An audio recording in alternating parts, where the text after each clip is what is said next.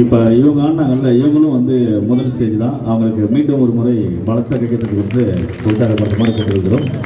நிகழ்ச்சியின் அடுத்ததாவது